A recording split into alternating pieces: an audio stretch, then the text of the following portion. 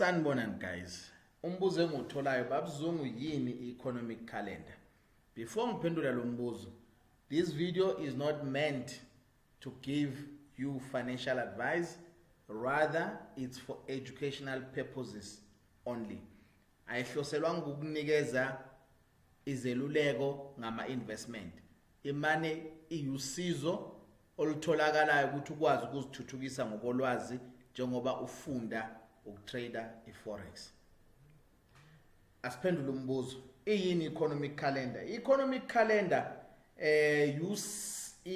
singathi yi-diary, singayibeka njenge-diary ama investors ayisebenzisayo ukuze aqonde ukuthi imaphi ama events noma izenzakalo ezikhona emakethe ngosuku oluthize, ama reports akhululwayo ezimakethe ngosuku oluthize, noma ikuphi ukwaziswa okukhona okungase kuthinte izimakethe ngosuku oluthize. So njengoba kuyi 17 namhlanje zika April, bakwethu sisebenzise ini ukuze siqonde i-calendar? Ingaki i-17, uluphi usuku? I-Friday. Angithi yabona into leyo.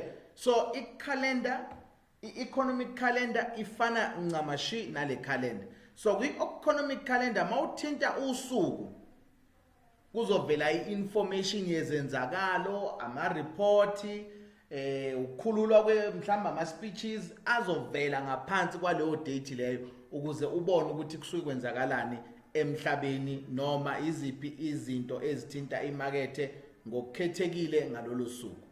So njengoba ke ubona la escreenini sami ngino-USD ZAR, shuthi la kuqhathaniswa iDollar laseMelika nani nerandi lase South Africa.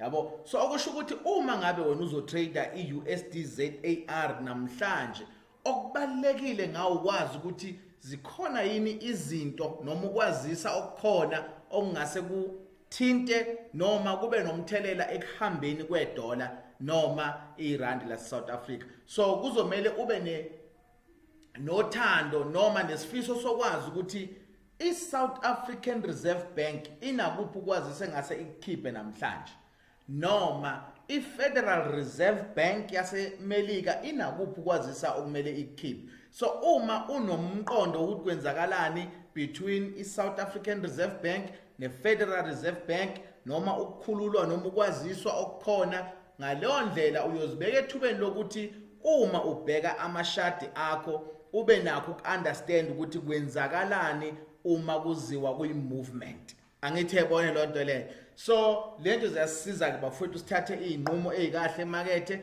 uma ngabe sikulungele ukuthi singa-engage ey'ntweni ezikanjalo. Okay, so la kwi-economic calendar kunezinto okwaziyo ukuzithola.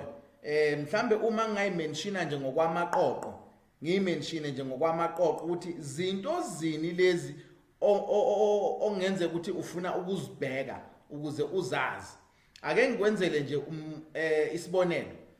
La kwi-economic calendar mhlawumbe uzofuna ukwazi ngama central decisions or central bank decisions ukuthi i-South African Reserve Bank ne-Federal Reserve Bank yiziphi izinto eziphumayo, mhlambe iziphi izinqumo abazithathayo uma kuziwa ku-inflation, mhlambe kuziwa kuphi uma kuziwa kuma-interest rates, interest rates, because interest rate iyona phela abaye beyi-regulate kakhulu ukuthi bayayikhuphula noma bayehlisa ukuze bakwazi ukuboosta izimo zezomnotho. Yabona loo nto leyo. And then sibe nama-economic data ukuthi i-GDP ye-country iperforma kanjani, ilizwe liperforma kanjani, yabo. Mhlambe inflation ihamba kanjani kulolo lizwe lelo, yabo. Lokho kungase affect abathengi namandla emali, yabona loo nto leyo.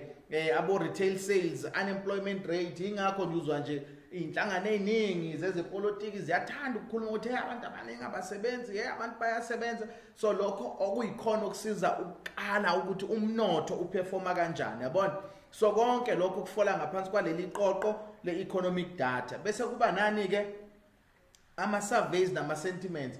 Yazi ke ama-sentiments indlela thina esisuke phela sizizwa ngayo ngesenzakala esithize noma ngo-double thize, isurvey la kutholakala khona ini imbono yakho ukuthi wena yini ubona kanjani uma kukhulunywa ngale topic. So information enjalo iyaqoqwa bese kubheka ukuthi abantu bazizwa kanjani ngo-double thize, bese ke kukhiqizwa ke i-data ezokwazi ukusiza ama-investors ukuthi iningi litshekela ngakuphi uma kukhulunywa ngalento le, noma iningi liyaphikisana nayo, noma iningi liyavumelana nayo, iningi lithi positive lento, iningi lithi negative lonto le, yabona izimo ezifana kanjalo. So kuyasiza ukuthi ungabe sowuphuma wedwa nje okwefindo lebhishu phela.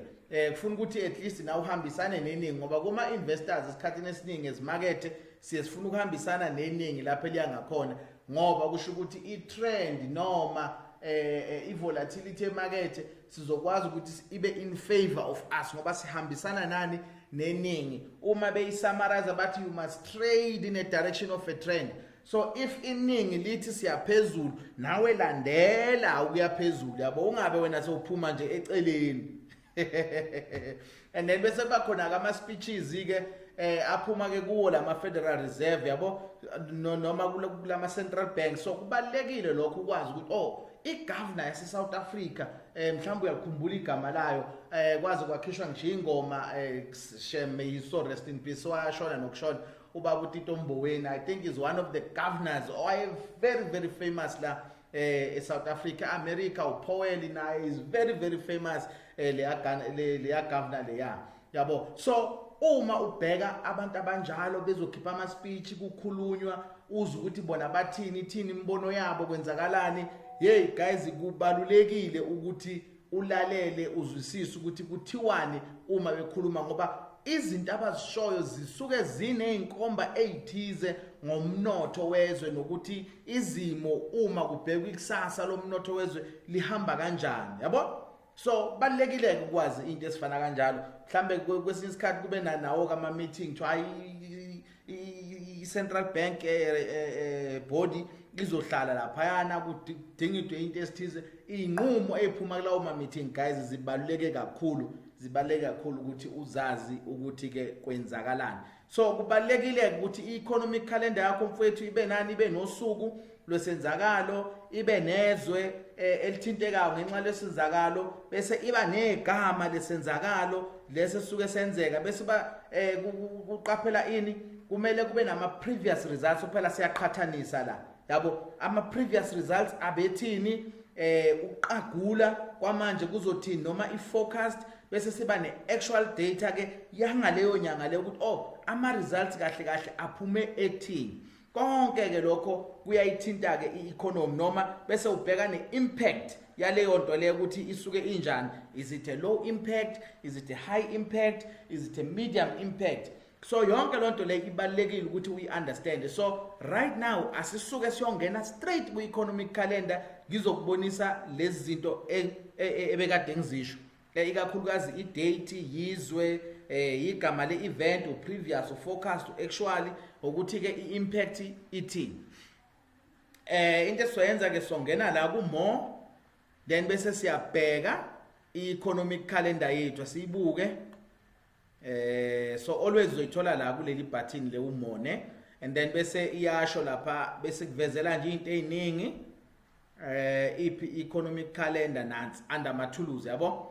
Sizongena wena uthi ke economic calendar, njoba usufikile ke ku economic calendar usuzobheka ke phela ke ngokwe calendar yakho ukuthi yiziphi izenzakalo ke ezikhona, yabo. So nathi calendar yethu, yabo, kune calendar kunezenzakalo, yabo. I-calendar ngapha, izenzakalo ngapha. So angithi uyabona ke manje nathi ne date yesenzakalo. So lezi zenzakalo lezi ezango 16 April, and then uma ngiqhubeka ngiza phansi lezi ezanini ezango 17 April, yabo lonto leyo.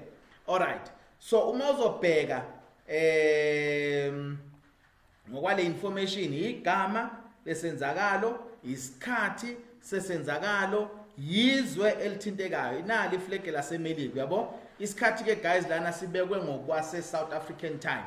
So already kuyile app yethu esisebenzisayo ye-broker, isikhathi sethu sebasiqondanise nesikhathi i-data ezophuma ngayo lapha ezweni laseMelika. So seqondanisiwe wena ungakhathazeki mayithi 2:30 is 2:30 South African time ngoba le calendar ibheke lezenzakalo ezothinta thina as ama South African traders iwaqhathanisa nani nezwe laseMelika ukuthi izenzakalo ezobe ifundwa ngobani isikhathi yabo. Alright, so asike sibheke ke ngokomzekelo asiqale senze ini isetting.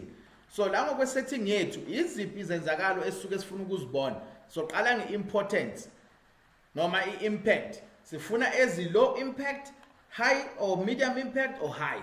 So uyakwazi ukuthi uma unselecta lapha ya uselect lezi eze low yabo, and then kube i-medium, and then bese kuba i-high impact. So i-high impact yethu uzoyibona ngani ivamise ukuthi bayifake ikhala yakhona ibe njani, ibe bomvu ngoba izimakethe zigijima ngathi ziyahlanya uma ngabe zi-positive noma ngabe zi-negative. As long as i-data iphuma imakethe iyathinteka kakhulu, kube khona umnyakazo okukhulu. So uyazi ukuthi masibheka indaba sibheka kuphi, ikakhulukazi ku-1 hour time frame.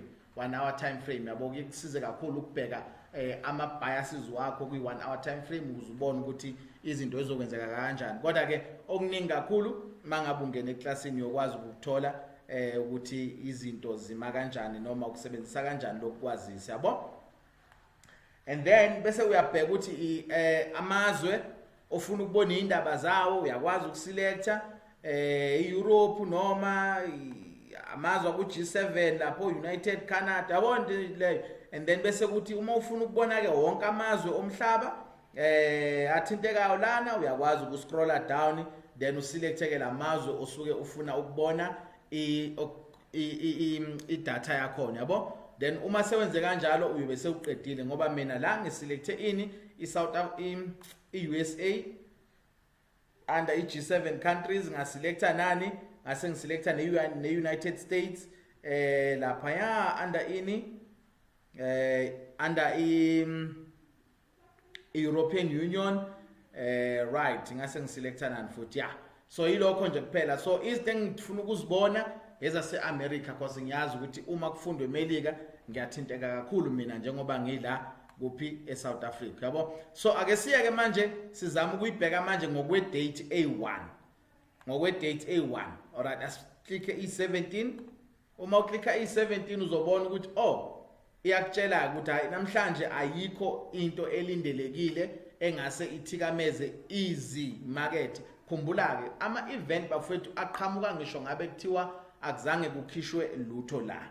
So kuyenzeka ukuthi mhlambe seqala impi kade singalindele uthola ukuthi ithikameza ini izimakethe, mhlambe kwenzeka isenzakala esithize sithusa umhlaba vele nje izimakethe zithinteke ngendlela embi noma enhle. So okwanamhlanje kuma report aphuma kulama Federal Reserve azikho indaba engase zenzeke zithikameze ini izimakethe. So ake sibuke nge-20 nakhona nge-20 akunalutho.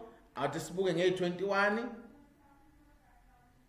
kukhona yabo. So sifuna ukubona nani ke, sifuna ukubona no previous no forecast yabo. Nansi into engifuna ukuyichaza lana ku previous kusuke kuyi-stats esiqhathanisa ngaso sa previous month ngoba previous month sisuke sesinayo i-data yakhona ukuthi izimo bezime kanje.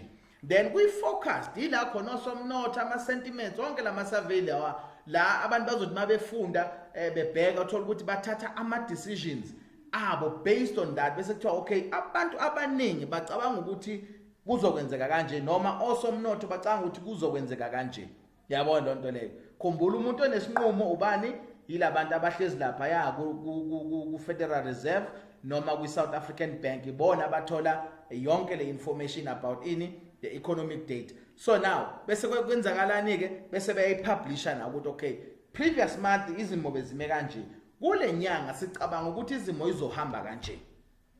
Bese ke sonke siyalinda isikhathi sokuthi kufundwe lezi indaba bese siyathola into ethi actual. So actually imele ukuthi ngalesikhathi kufundwa indaba i-information etholakalile yile kule nyanga, then u-actual wethu usezoba yini, uzoshintsha abeyoba i-previous month ngobani, ngoMay. Njengoba namhlanje kuyi-17 zikaMay silindele ukuthi nge21 sithole information sino previous sino forecast. So nge21 izobe seyenze njani isisinikeza igama elithi actual. Then uma sekufika uMay sesilindele the same report. So uMay uApril bethu sezoba yini iprevious month. Yabo bese sithola ini speculation okuzoba iforecast, then bese sithola ke idata eyofundwa ngalo nyanga ngoMay bese ke kuba uactual. Ake ngikuboniseke nje sibheke ukuthi imaphi amanyuze bese now recently sibuke la. Alright, so lana nge15 besinale Empire State Manufacturing Index, yabo lonto leyo. Then uma uyibheka la ithini previous wethu beku -0.2%. That was our previous. So that is state sanini sango March. Right. Then bese siba nani ne forecast bekuthiwa no at least izothi simama kancane ibe negative izothi ukwehla kancane ibe negative 3.1%. Beyabona lonto leyo ibe negative 3.1%. Shuthi ukuba negative kwakhona kuyakhula. Isimo lesibese asilungiseki ngokwe forecast kubonakala ngathi ukuthi sizoqhubeka isimo siba sibinyana. Yabona kodwa ithema iphuma ireport yaphuma ithi 11. Yabona 11 ukuthi manje positive ngoba kanayo negative sign. Yaphuma ithi 11 should kwenzeke kahle kakhulu kwaze kwadlula ngisho ama expectation osomnotho nochwepheshe ebebekade beqagula ukuthi cha sizoqhubeka sihlezi negative. Yaphuma ithi 11%. Usungayezenzela ke nansi kilento homework. Usungabuyela mhlambe enyanga elandelayo ubheka ukuthi ngoMay lo 11 ujikile yini waba yiprevious. Uma kunjalo then uyobe uyithole right ihomework yakho ngoba silindele ukuthi ngoMay uma kuzokhululwa istats sifuna ukuthi ibenchmark yethu kube yilo 11 esimthole ngoApril.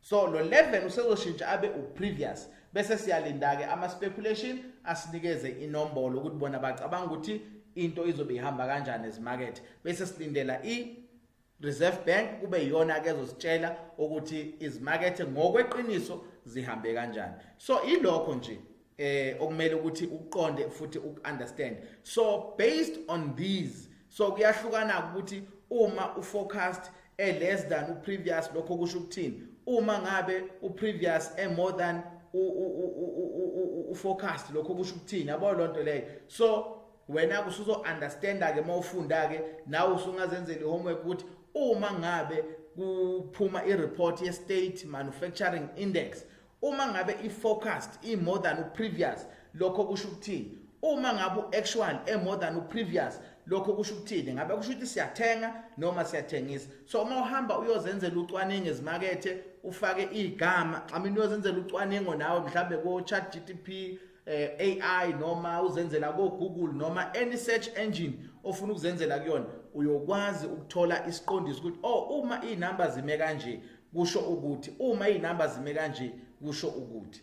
So le idinga umuntu othanda ukufunda bafowethu, idinga umuntu othanda ukuzitholela ulwazi ukuthi lithini. Kodwa nami ngizamile phela ukunikeza ngokombono wami ukuthi izinto zime kanjani, kodwa ngiyazi ukuthi ngoba niyakuthanda ukufunda ngiyanethemba ukuthi nizoqhubeka negubha mhlawumbe nami nize ningisharele blind spot wami engazange ngawabona. But ababuzungu yazi kule video sabona iblind spot 1 2 3 sicela ukuthi uvale kanje. Yabo lonto le ngoba angazi konke nami ngikhuliswa yinina njengoba nami ngikhulisa nina.